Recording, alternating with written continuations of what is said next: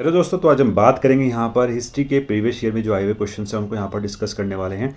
और एमसीक्यू के फॉर्म में हम यहाँ पर डिस्कस करेंगे। और ये पोर्शन जो हमारा होने वाला है वो मॉडर्न हिस्ट्री से यहाँ पर होगा। अगर आप चैनल पर नए हैं तो प्लीज़ सब्सक्राइब करें, अपने दोस्तों के साथ शेयर करें। तो चलते हैं पहले प्रश्न की तरफ। भारत में पुलिस का जनक किस गवर्नर जनरल को माना जाता है? तो सही आंसर जो हमारे पास होगा वो होगा यहाँ पर लॉर्ड कॉर्नवालिस। लॉर्ड कॉर्नवालिस हमारा यहाँ पर सही आंसर है। अगर हम बात करते हैं यहाँ पर लॉर्ड कॉर्नवालिस की, तो लॉर्ड कॉर्नवालिस को नागरिक सेवा का जनक भी कहा जाता है। नागरिक सेवा का जनक भी यहाँ पर लॉर्ड कॉर्नवालिस को कहा जाता है। अब चलते हैं नेक्स्ट प्रश्न की तरफ। बंगाल का प्रथम गवर्नर जनरल निम्न में से यहाँ पर कौन सा है? सही आंसर जो हमारे पास यहाँ पर होगा वो होगा यहाँ पर वॉरेन हेस्टिंग। चलते हैं नेक्स्ट प्रश्न की तरफ। नेक्स्ट जो हमारे पास यहाँ पर प्रश्न है कि भारत में प्रशासनिक सेवा का पिता किस गवर्नर जनरल को माना जाता है? तो वो माना जाता है यहाँ पर लॉर्ड कॉर्नवालिस को। सही आंसर जो हमारे पास है वो है यहाँ पर ए। अगर कुछ इंपॉर्टेंट फैक्ट हैं उनके बारे में बात करते हैं लॉर्ड कॉर्नवालिस के बारे में, तो 2 पीरियड में ये भारत पे आए थे, भारत में शासन करने के लिए आए थे। 1786 से 1793 के बीच पहली बार ये यहाँ पर गवर्नर जनरल बनकर आए। फिर हम बात करते हैं जो इनका सेकंड पीरियड रहा था वो 1805 में रहा था। बात करते हैं इनका जो पहला पीरियड था, इन्होंने यहाँ पर बहुत से काम किए। इनमें था यहाँ पर स्थायी बंदोबस्त, जो लैंड सेटलमेंट है उसके लिए बनाया गया था यहाँ पर स्थायी बंदोबस्त, उसको यहाँ पर लागू किया था लॉर्ड कॉर्नवालिस ने 1793 में। एग्ज़ाम के पॉइंट ऑफ व्यू से यहाँ पर ये काफ़ी महत्वपूर्ण हो जाता है।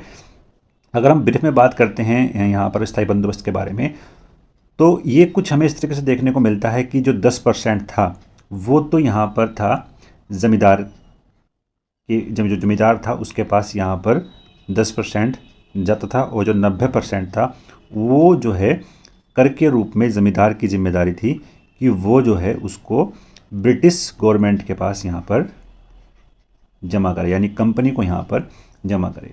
चलते हैं नेक्स्ट प्रश्न की तरफ। नेक्स्ट जो हमारे पास यहाँ पर प्रश्न है कि भारत की आज़ादी के समय वहाँ का वायसराय कौन था? तो जब भारत आज़ाद हुआ तो उस समय जो भारत का वायसराय था वो था यहाँ पर लॉर्ड माउंटबेटन। जो उसका होगा वो होगा यहाँ पर बी। बात करते हैं नेक्स्ट प्रश्न के बारे में। भारतीय राष्ट्रीय कांग्रेस की स्थापना निम्नलिखित में से किस वायसराय के कार्यकाल में यहाँ पर हुई थी? जो यहाँ पर भारतीय राष्ट्रीय कांग्रेस की जो स्थापना की गई थी वो की गई थी लॉर्ड डरफिन के काल में।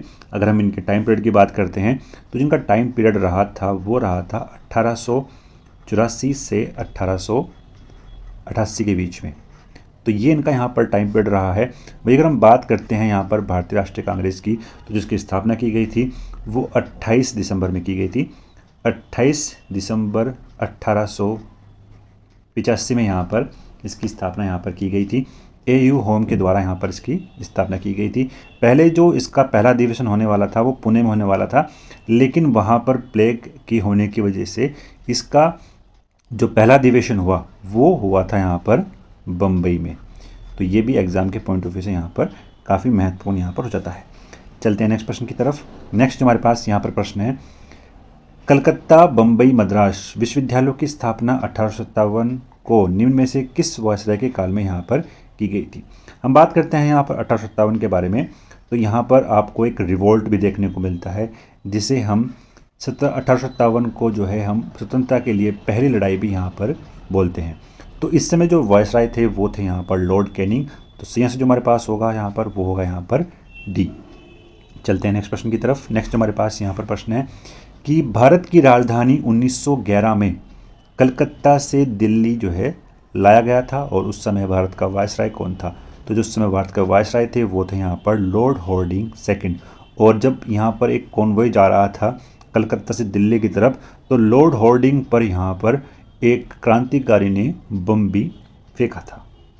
अगर हम बात करते हैं इस पूरे जो ये बम वाली जो घटना हुई थी उसको, उस कांड के लिए जो क्रांतिकारी थे वो थे यहाँ पर बाल मुकुंद जो है वो क्रांतिकारी थे। उनको इसके लिए फांसी की सज़ा भी यहाँ पर दी गई थी। और इसी समय अगर हम बात करते हैं ब्रिटिश के जो राजा थे, ब्रिटेन जो राजा थे जॉर्ज परचम दुत्ते, वो भी भारत आए थे और 1911 में ही यहाँ पर एक भव्य आयोजन हुआ था दिल्ली में, जो यहाँ पर उनको उपस्थिति में यहाँ पर हुआ था। ब्रिटिश राजा के उपस्थिति में एक भव्य आयोजन किया गया था 1911 में। तो लॉर्ड हॉर्डिंग उस समय क्या थे, भारत के वाइसरॉय थे। चलते हैं नेक्स्ट प्रश्न की तरफ। नेक्स्ट जो हमारे पास यहाँ पर प्रश्न है, जेम्स एंड्रयूज रैमसे निम्नलिखित में से भारत के किस गवर्नर जनरल का यहाँ पर असली नाम था? तो सही आंसर जो हमारे पास इसका होगा वो होगा यहाँ पर लॉर्ड डलहौजी। चलते हैं नेक्स्ट प्रश्न की तरफ। नेक्स्ट जो हमारे पास यहाँ पर प्रश्न है कि भारत में पहली बार रेलवे किस अवधि के दौरान यहाँ पर रखी गई थी? तो वो रखी गई थी यहाँ पर लॉर्ड डलहौजी के द्वारा, मैंने बात की 1853 में।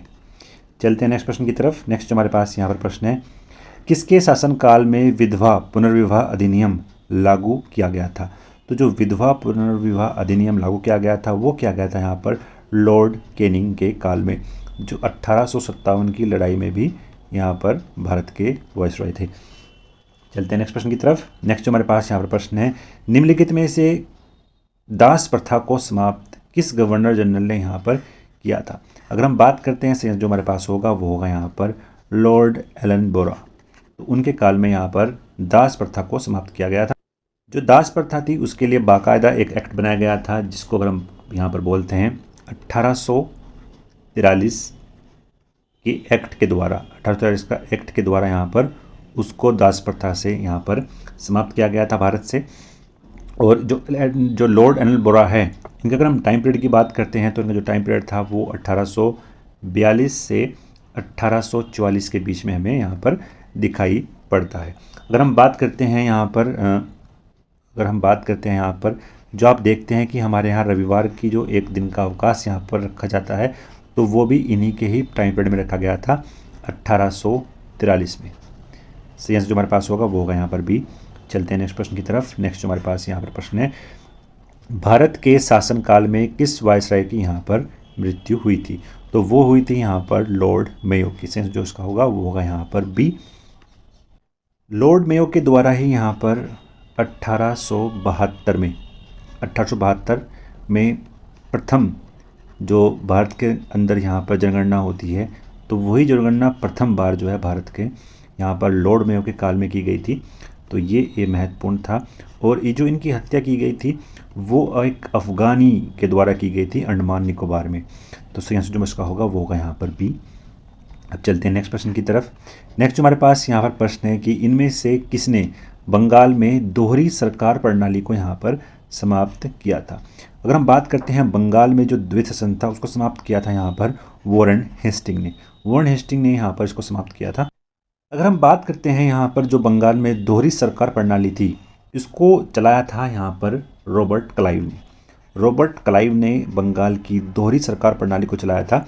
यहाँ पर अगर हम बात करते हैं जितनी भी शासन को चलाने की जो जिम्मेदारी थी, शासन की अगर हम बात करते हैं चलाने की जो जिम्मेदारी थी वो थी यहाँ पर नवाब के हाथ में। वहीं अगर हम दूसरी तरफ बात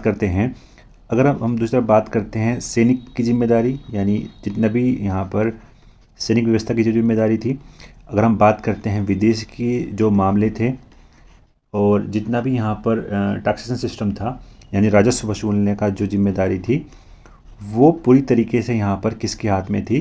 कंपनी के हाथ में। तो ये दोहरी प्रणाली बंगाल में चली आ रही थी रॉबर्ट क्लाइव के द्वारा, और इसको वॉरेन हेस्टिंग ने यहाँ पर समाप्त किया था।